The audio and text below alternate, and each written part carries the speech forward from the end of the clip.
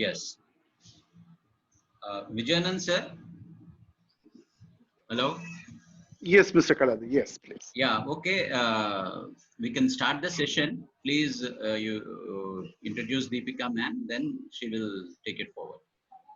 Thank you, Mr. Kaladar. Good morning, everyone, and a warm welcome to Dr. Deepika Prakash. And before we proceed, we need to learn more about her. Her profile is with me, and it is so impressive. Guys, we see people studying computer science become very successful. All my relatives who have studied whatever ended up in the IT industry all over the world. So we all understand the importance of computer science today.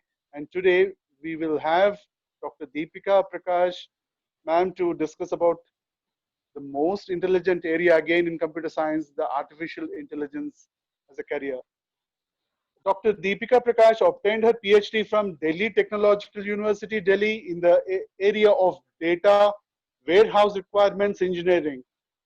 She has over 6 years of experience, which includes 2 years of experience in industrial R&D, building data marts for purchase, sales, and inventory, and in data mart integration.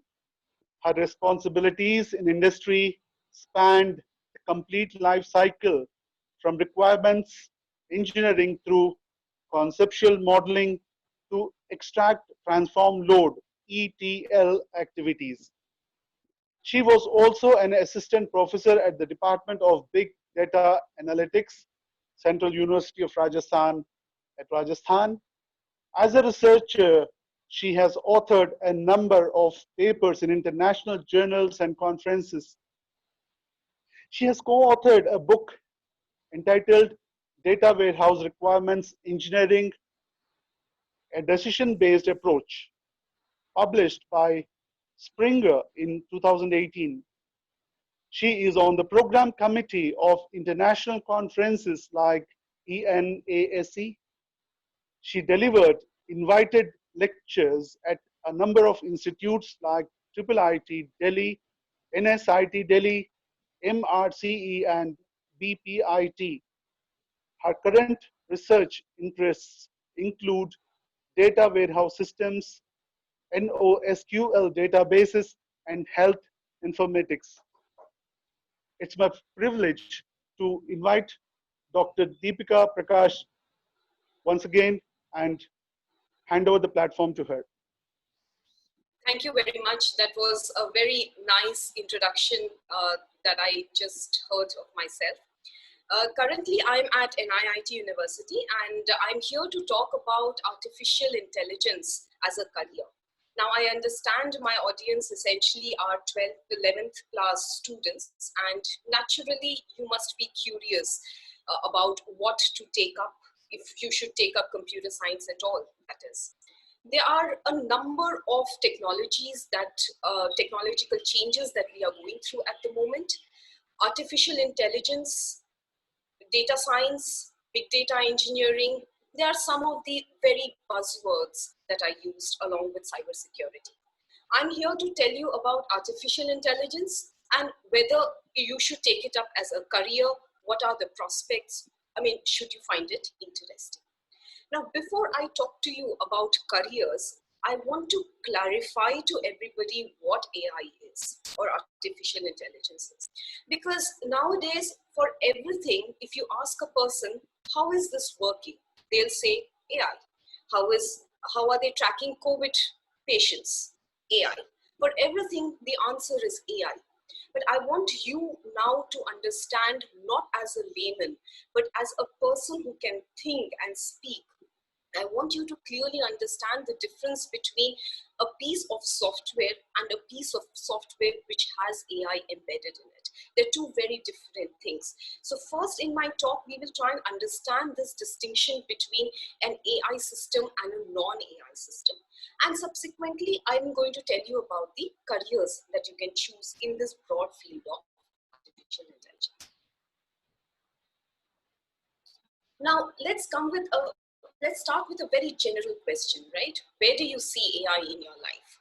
Now, Traditionally, I had a very interactive session. So anyway, I would have expected answers from you, but I will try and put up some things where I think AI would be seen in your life.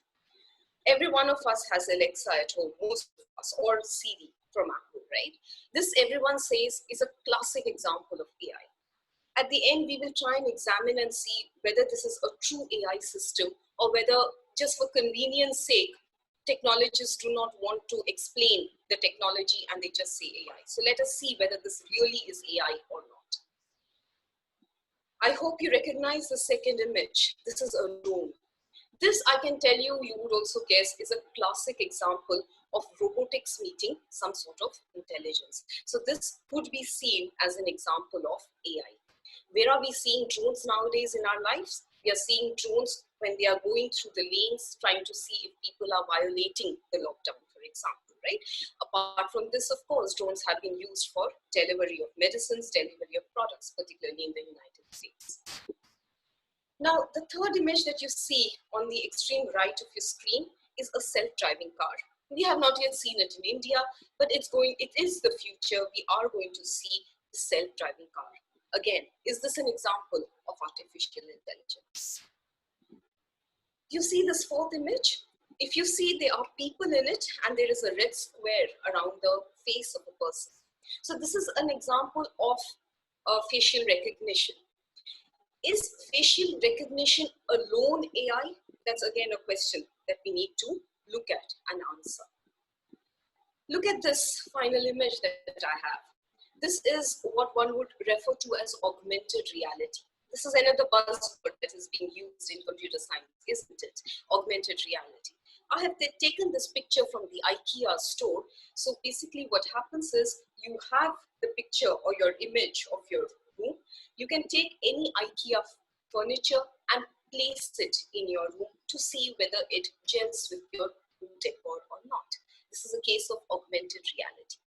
You would very easily perhaps conclude that the first image, second image, third, fourth, and the fifth image are AI.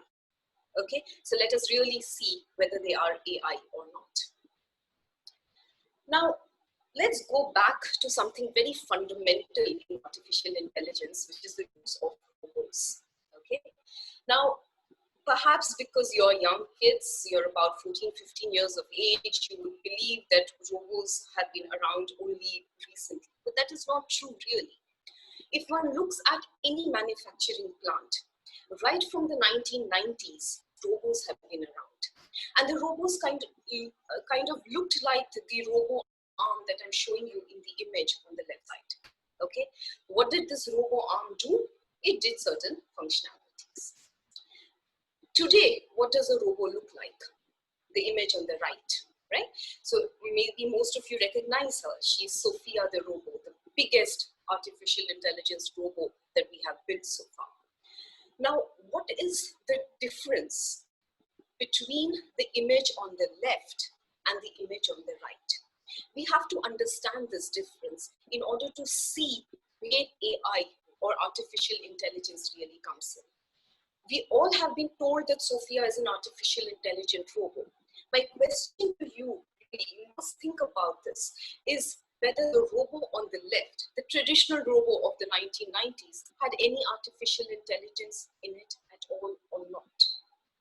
I'm going to now play a video for you to see what the robo arm really did in the past. So I hope you can see this video. Notice the robo arms, what they are doing. They are picking up an instrument in a factory, they are placing it somewhere else. If there is a nut, they are putting the nut. And what do you notice during this process? What you're noticing is there is an action that the robo is doing, the robotic arm is doing, and that is an action which is repetitive in nature. So if one robo is designed to pick up a piece of equipment from a place A and place it in a place B, it's going to do this function repeatedly. Why is it able to do this function? It is able to do this function because it has been programmed to do so. So there is actually a piece of code that has been written in this robo arm where it is taught to pick it up from a set position with an XY coordinate and place it in another set position, which is another XY coordinate. Okay. Now, this is what the robotic arm did. Let's take another example.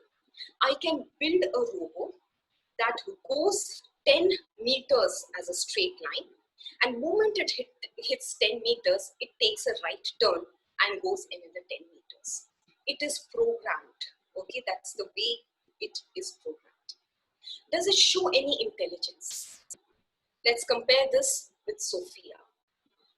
In Sophia, there is very little programming that has got done.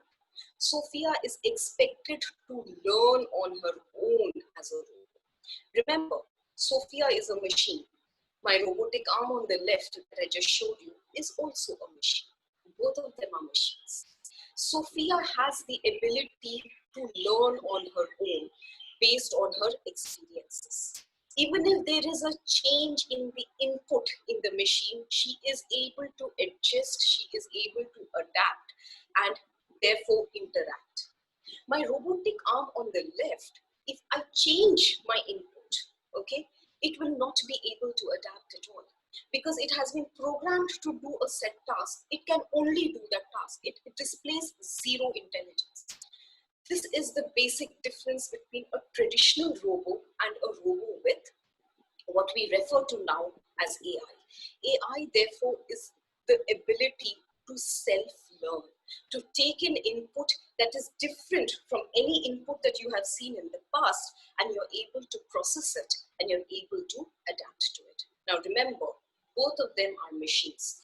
One has the ability to show intelligence in the sense of being able to learn on its own, on her own, Sophia. And the left side, there is no intelligence. The robot just cannot adapt. So that is a fundamental difference between a robo and what we refer as a smart robo. A smart robo is something that has intelligence in it. So to conclude the slide, the left side is a robo, a traditional robo, and the right side is a smart robo. Now, when we talk about careers in artificial intelligence, we are not expecting our students to build left-hand side robots. That's a traditional robot. You just put together some mechanics, write a bit of code. We expect you to put together the right side robot, a smart robot.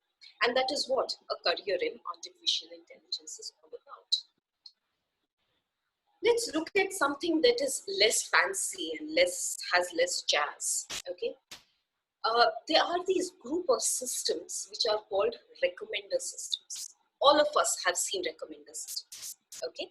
Now, one recommender system that all of us are very familiar about is the Amazon recommender system. So you typically buy a product and immediately at the bottom end of the screen you say, you may be also interested in book 1, book 2, book 3, depending upon your search history, etc. These are recommender engines. Amazon uses it. YouTube uses recommendation when it's recommending songs, video clips, etc. There are several other recommendation engines that are working today.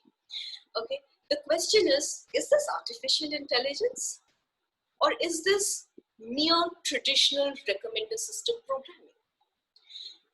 The answer to this is, if you look at Amazon until very recently, okay, they do not have artificial intelligence built into its recommender systems. So there are different traditional recommender engines, and Amazon, what it did was it just used those algorithms to produce all the recommendations that you and I see. And you also know that Amazon.com recommender engine is considered one of the most powerful and the most effective recommender engines. There's very little AI in terms of the machine learning algorithm. YouTube, on the other hand, very recently introduced something called deep neural nets. Okay, so it takes a lot of algorithms, which are the neural network algorithms. So they have applied artificial intelligence to traditional recommender engines. So what I'm trying to share with you is, when you see an application, people immediately say, this is AI. I want you to understand that AI is actually built on top of certain applications to provide the necessary power to self-learn, and therefore to better give the results to the user. This is a very interesting one. Google has been with us since 1998, which could be before some of you students were born even. Was there artificial intelligence then? Not in the sense that we know it today, okay? And Google never applied any artificial intelligence to its search, but Google search is still one among the best in the world. Where is Google using artificial intelligence today? Is it using it in the search? Not so much. Where is Google using artificial intelligence? It is using artificial intelligence when it is ranking the pages that you see. What does that mean? I will key in a Google search, for example, what is the COVID-19 COVID-19 cases in Delhi today? I just key that in, okay? Is there artificial intelligence used? Not really, not so much, okay? I press the enter, I get 10 pages. The pages are ordered in a certain way, right? There is a page that comes in page position 1, something that goes in page position 2, etc. That ordering of the pages, for that today, Google is using some amount of AI. In fact, Google wants to be one of the leaders in artificial intelligence. So it actually has started a platform, and I encourage many of the students to go through that AI platform of Google. Just key in Google AI platform. You are going to get, there are a number of tutorials, there are a number of webinars that you can register for, and you will learn very, very basic AI. Okay, they will teach you how to make very basic AI applications, basic smart robots, not robots, because now we know the difference between a robot and a smart robot. Everyone is talking about this, isn't it? AI is helping in COVID-19. Is AI truly helping in COVID-19? Let's look at it. Look at something called drug discovery. Okay, usually how would drug discovery go on? You go to the lab, you have a biology lab, you have a chemistry lab, you have a large number of research papers. You have to go through the entire research paper to get the necessary chemical compound out. Once you extract the chemical compound in your various labs, then you have to put them up together to see finally whether it works or not. It's a very long, drawn-out process. And I find this particular statement from BBC. They interviewed one Dr. Brown, and I find this particular statement very interesting. He says, I have been doing drug discovery for 45 years, 45 years. And how many drugs has he got into the market? 3 drugs. Traditionally, this is considered great. How is AI helping a field that is so traditional and it's so science driven? Remember, science means experiments, verification of the experiments, going to the lab, etc. How is AI really helping such a traditional field of science? What does AI do? AI is extremely fast. It learns, right? So you give it certain, let's say, 10 chemical compounds.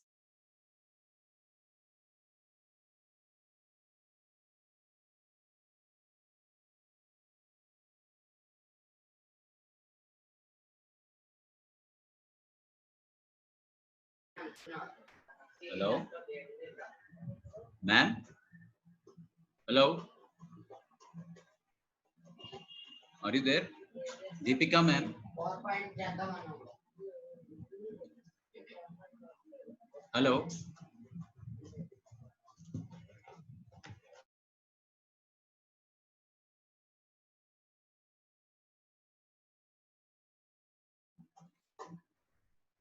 Vijayanand sir?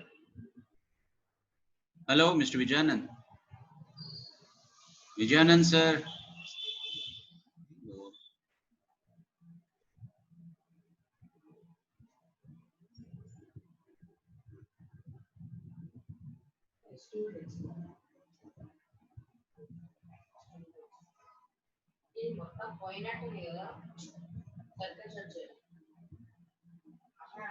అంటే screen కొంచెం మంచిగా నల్లగా ఉండదు పోయింది మళ్ళీ అసలు round వచ్చేసాయి అక్కడంతా పోయింది ఇదంతా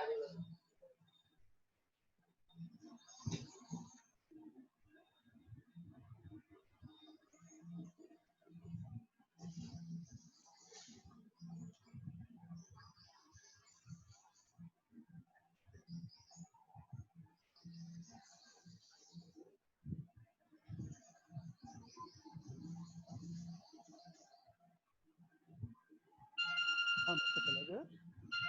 Yes, I think there's some technical issue at Deepika Madam's end. Hello?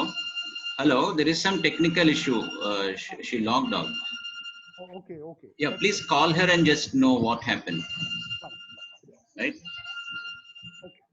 Thank you.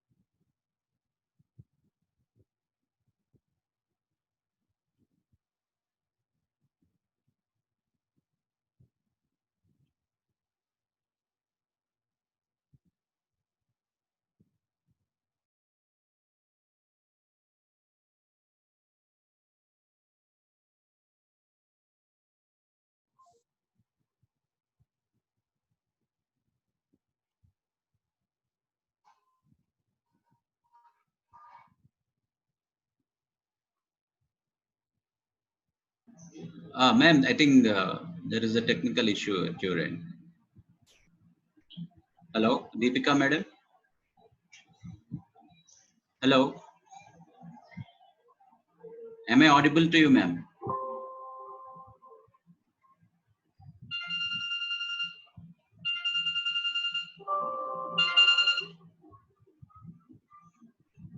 Kalagar sir, she is logging in again. Just give 2 minutes. Okay, okay, okay. Thank you, thank you. Welcome.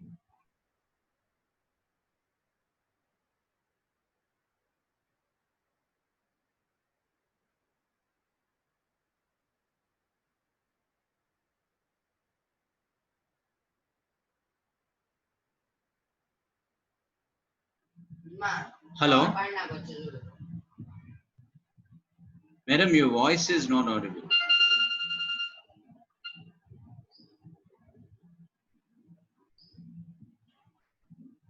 Deepika ma'am, your voice is not audible.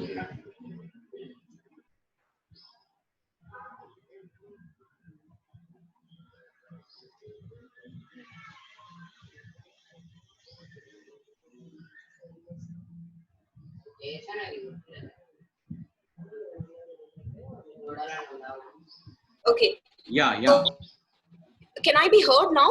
Yes, yes, yes.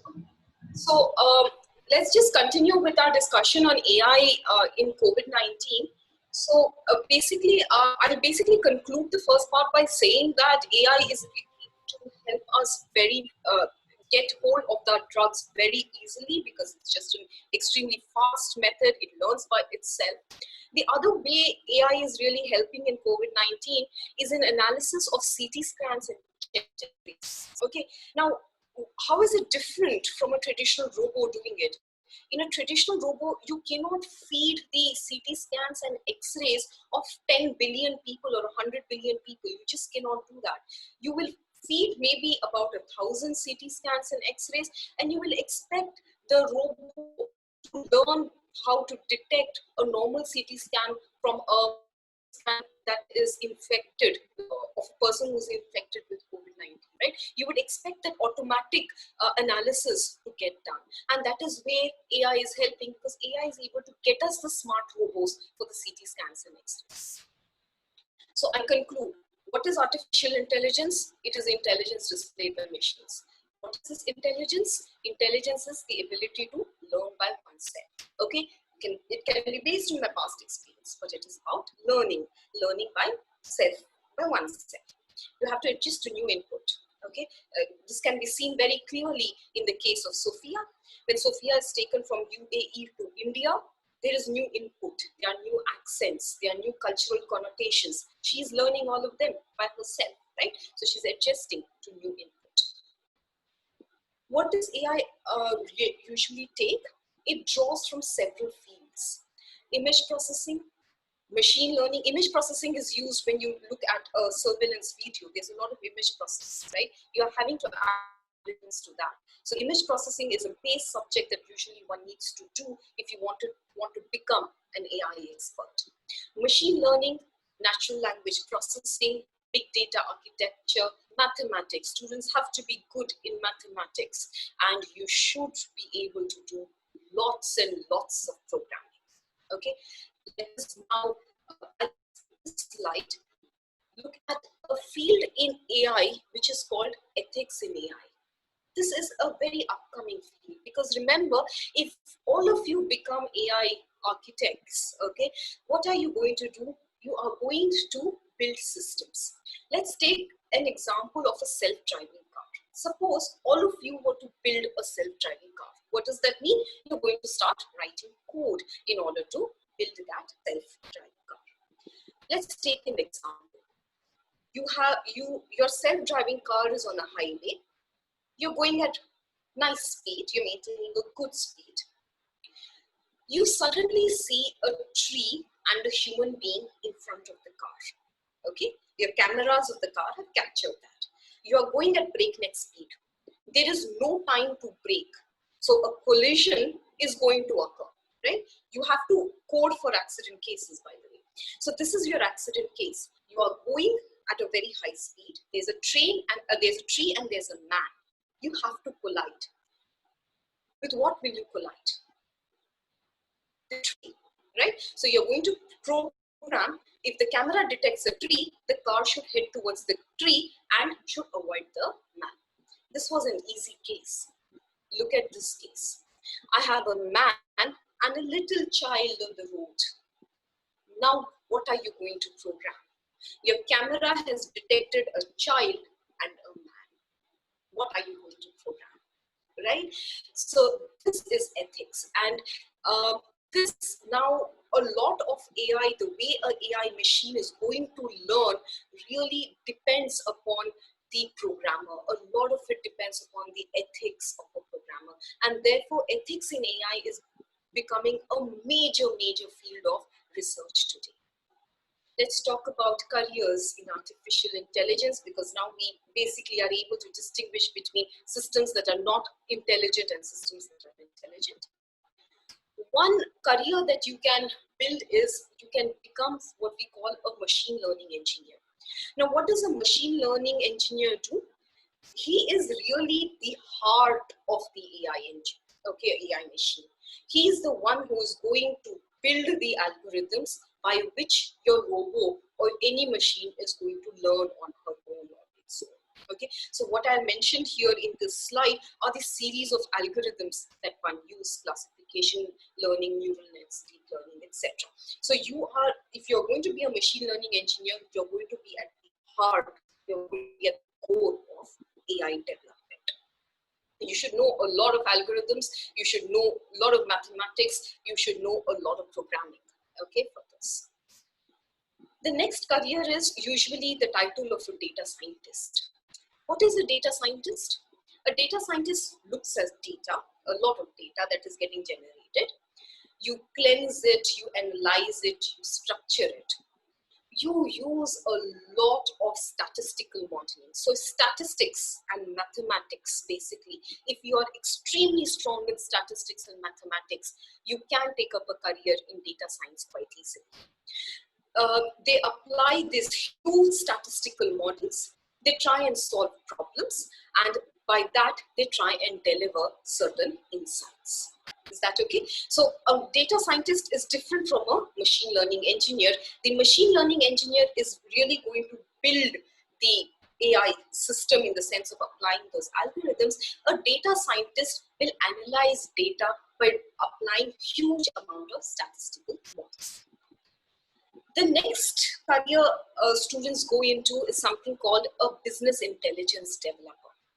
Now, a business intelligence developer does the following. You look at data again. You look at some sort of storage mechanism. You look at how intelligence can be gathered from business. Okay? So there are these various technologies that I have mentioned. What do you need to do? You need to be good in databases. You have to understand core computer systems if you want, because you have to learn how to store this huge amount of data, how to process this huge amount of data, how to analyze, how to get insights. Okay, so you should be an extremely good programmer, and you should have a very, very high analytical and a conceptual mind for becoming a business intelligence developer. AI architect, okay? He is the guy who is an architect of the system, just like an architect of a house. So he will take care of all the building material. In our case, in an AI case, the building material is nothing but the hardware that is required. He will contact the machine learning engineer, see what is the algorithm that the machine learning engineer is recommending. He is going to see how to put it all together. So he's the overall architect of the entire system, okay? So, a machine learning engineer is a smaller part. He is going to look at the specific algorithm that he's going to develop, test it, etc. AI architect looks at the big picture, puts everything in together for an effective AI experience. Then one has something called a big data engineer. Okay, he's the one who looks at, I don't know whether you have heard of systems that are called the Hadoop systems, but they are basically big data systems. So, you know, there's a lot of data that even Sophia the robot is collecting, right? So you need to store this somewhere. Similarly, there's a lot of data that the Twitter feeds are generating. They need to be stored. So you're going to look at all the architecture. You're going to look at how you're going to process natural language, etc. So that's a big data engineer and an architect. These are some careers that are in today, in the sense that companies are basically hiring students and they are giving them the following titles, the five that I have mentioned. Now, I don't know whether you know Glassdoor is a website. Now, Glassdoor has rated among several companies, 2 companies that are really hiring very, very heavily in this entire area of machine learning, engineer, data scientist, etc. One is IBM, one is Amazon. There was a third, which is Microsoft. Okay, these are the big tech giants that are hiring very heavily in the AI field. Now, today I am in a university called the NIIT University, and very fortunately for us, IBM is one of our major recruiters, and most of our students, or many of our students, are getting into what they call a data scientist. They are also getting jobs of an AI architect, AI architect is a job that you get after certain years of experience, so they are being groomed to become an AI architect, and they're also getting jobs in big data as a big data engineer. Okay, so we are very fortunate that way. But having said that, IBM and Amazon and Microsoft are some of the major recruiters for AI students. What skills must you develop? If you are 11th class students and if you have an option of going in for programming, go in for programming, because programming at the school level will, at least here, they teach you some amount of Python and Java. It gets you going, it gets your thinking process going, okay? So I always urge students to take up programming, even though when you go to any college, not just my college, if you go to any college, we always assume that a student does not have programming and we teach them programming. But doing a bit of programming, databases, etc. in your 11th, 12th gives you that edge, that's all. So you need to know programming. The second point that I have written is just ignore that point, that is too much for a student. The third point, please have strong mathematical skills. Okay, because if you have strong mathematical skills, you will be able to develop these machine algorithms that a machine learning engineer business intelligence developer, they are using a lot of mathematics. Data science uses tremendous statistical models. So you require strong mathematical skills. Students, please try and develop those skills. Now, when we talk about mathematical skills, I'm not asking you to mug up formulae, okay, because we are not interested in formulas at all. We are interested in, given a particular case, what are you going to do? So in fact, if you come to us and you come for our interactions, etc., or our interviews of students that we take, we never ask you to rattle out formulas, because formula is okay at the school level. They want you to teach, you to learn formulae, but please understand the concept, the theory behind the formula. Because remember, when you become a data scientist, most often you are developing new things. You're not going to use existing things. So your thought process is important, because you have to learn how to develop new things. So that is basically the careers that I want to share with you. Now, if you have any questions, I'm more than willing to take. Students, please type your questions in Q&A section. If you have any doubts, please type your questions in Q&A section.